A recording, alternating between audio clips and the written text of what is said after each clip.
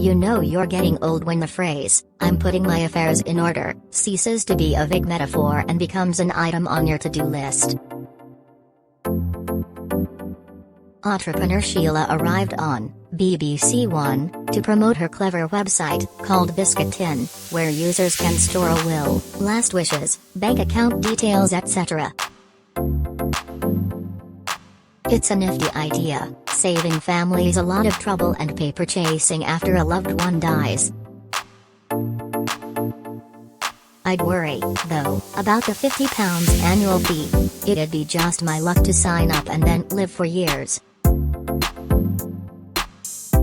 Simpler, you'd have thought, to organize everything in a notebook. Scouring Amazon, I found one for just that purpose, labeled "I'm dead, now what?" It's 12 quid new, but you can pick up a used copy for £6.80. I think I'll buy the second-hand one. My children stand a better chance of a decent inheritance if they get someone else's. The dragons turned Sheila down, but they were in a grouchy mood. Full-scale shouting matches broke out more than once.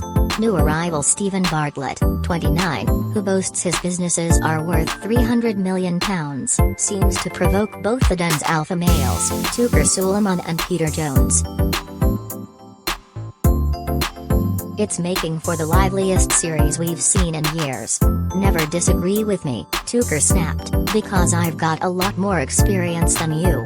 Stephen just smirked.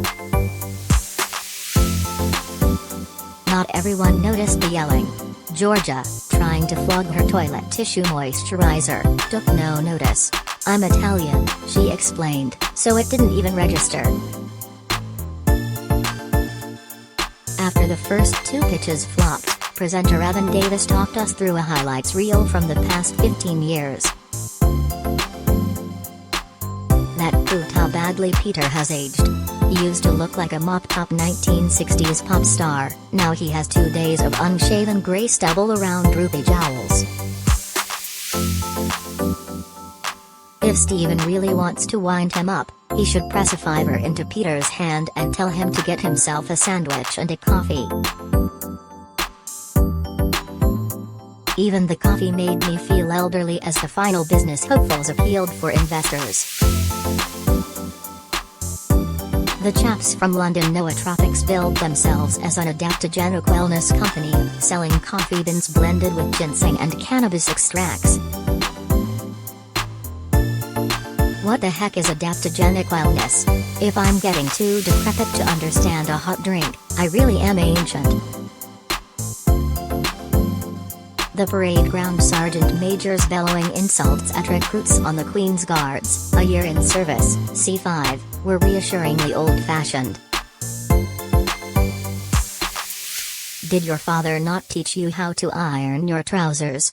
roared one at a quivering teenager with a lopsided crease.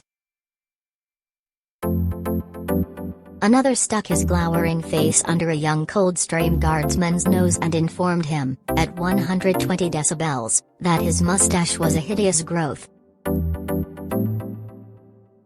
It's reassuring to know that, in the army at least, anyone caught brewing adaptogenic coffee will probably find himself peeling potatoes till he stops being so bleeding la-di-da.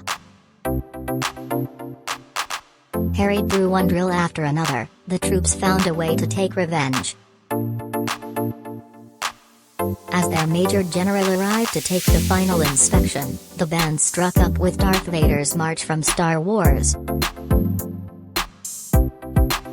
The first half hour of this 5-part documentary, about the soldiers famous for their red tunics and busbies, was slow to get going.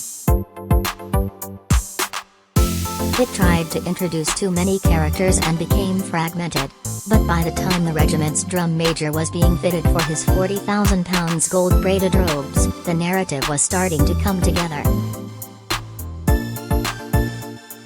This promises to be an entertaining series.